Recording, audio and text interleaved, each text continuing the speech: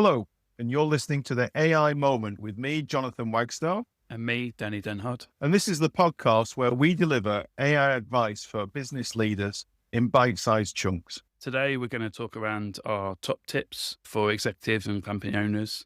We're going to dive into ways that we use it and the tips that we provide in our workshops and our consultancy. So, Jonathan, do you want to give an overview of your top tips, maybe 3 or 5 that you offer to people? So do you want to jump into your top tips for execs? I think that the number one is there's 2 bits to it. One is to remember that prompting is a natural language exercise. So almost uniquely in the history of technology, you don't have to learn the syntax, you don't have to learn the commands. You can just literally ask the question in English, in my case, or if you're French or German, you ask in your own language, and the thing will deal with you in a natural language way. So that's really, really important, I think. And then on top of that, there's something that I keep bumping into with people where they say, well, I've tried it and it wasn't that good. You say, well, what did you ask it to do?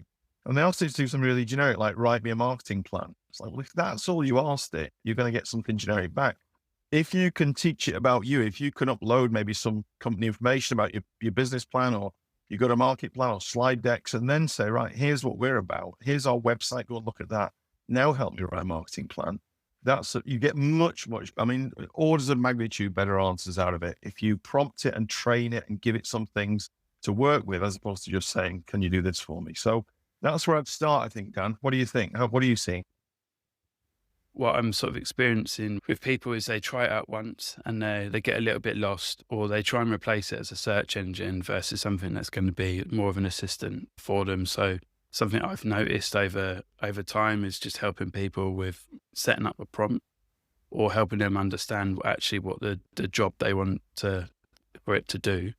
So often it's, how do we get the right prompt in? What do we want the output to be? So I very much say you have to set the context so they understand that. You have to say what you want the AI or LLM to execute. You want to say, here's some extra context to make you realize what's good or bad around it. And then you want to say, I want it in the style of, or the output would be. So Microsoft Copilot have this GCSE framework, which is quite useful. Some of the others have a version of it. But like you said, if you want an LLM to come out with and give you something great, then very often you have to give it enough context, enough guidance and guardrails for it to come back with something brilliant. So completely agree. And then I think the other thing is to tell it who it is. That's another really important. So start your prompt by saying, you are an expert in microbiology, or you are an expert lawyer, or you are a communication specialist. Tell it the role you want it to play in order to help it understand how it needs to come back at you. And in tandem with that, tell it the audience you want to write for. So you're an expert microbiologist and I want you to write for PhD in microbiology audience. So it writes that.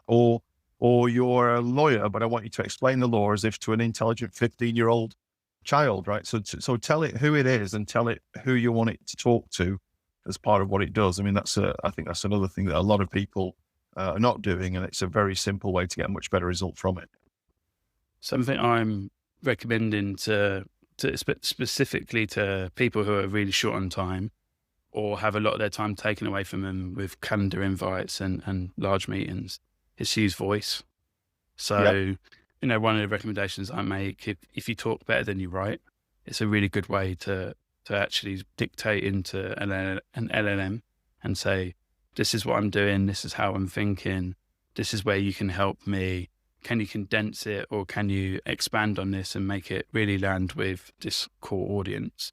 I think this is a really good way of doing it. It's basically, you can send it multiple voice notes, and then it's very good at taking some of the filler out and condensing it down, and then basically checking in with you, making sure it's doing a good job.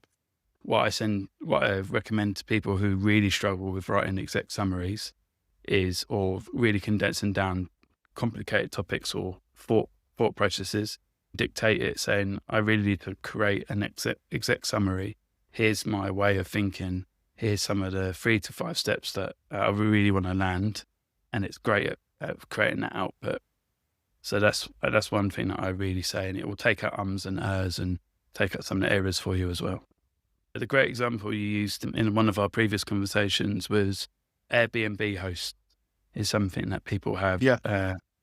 And do you want to give people like a flavour of how you've used it before to get people understanding the best ways of using it? Yeah, this is over dinner with some friends, and one of our friends was like, "Well, I've heard about all this AI, but I'm not really sure how it applies to my life." And she's very good. One of her side hustles is they've got a property where they live, and they rent that as an Airbnb, and they do very well. She gets great scores on it. And so what I did was I went into ChatGPT and I said, "Can you tell me the sort of top concerns of people who rent Airbnbs? What are they most looking for?" And it came up with a really nice summary of like half a dozen things that people are really looking for. And she read it. She went, "That's absolutely right." And then you saw the light bulb go on and something, actually, this is a new kind of tool, something I can use in a different way. So that kind of thing, yeah, I think it's really a question of working out it for everybody, working out what can it do for you? What areas can it help you with? They may not necessarily start by being work related. I was doing a workshop recently, and one of the attendees was saying, "I use it for recipes and it's absolutely brilliant." And this individual hadn't really thought about using it at work. Yeah, I think the recipe is a great example. I always say to people, if it's something you can put in a recipe and make it look like a recipe or feel like a recipe, it's very structured. That's super simple for an LLM or one of the AI tools built on top to understand it, condense it down, and give you a really strong output, give you a really strong answer. So that's exactly the use case and the suggestion I give to people. If you can put it in a recipe or a style of recipe, it's going to give you great answers. Always. And the other thing, of course, you can do with any prompt that you write, and it's a really good idea to do this, is to finish your prompt by saying, "Ask me clarifying questions if you're not clear on what I'm asking for." And it will almost always ask you some questions, but that's a really great way of making sure that anything you've assumed or missed gets caught. That example you used is another great one. OpenAI researchers say, if you're not happy with the results, tell them why. Like, tell it why, so ChatGPT, etc. What you can do is you can ask it multiple times. Obviously, it uses tokens, but you can ask it the same question, and then you can see the variations of answers and use it accordingly. So that's something that I've definitely leveraged and use it in multiple ones. So I've got a Gemini account. I use Claude often as well. So I'll often cross prompt to try and find the best answer or tweak it so one can rewrite for the other one. I find that gives me a really good output. Yeah, really solid, as you say. Take the answer from one, drop it into another one, see if it gives you similar answer or any other suggestions on it. Really good stuff.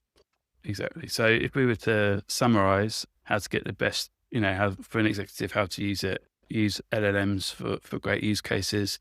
The top sort of use cases would be probably for clarity of thought, to help you dictate or write down something that you're struggling to either finish or rewrite for someone else, as in to make it land. And it's very good at shaping or reshaping thoughts or concepts. Another area of it was narrowing down and being as precise as possible to get the best type of outcome.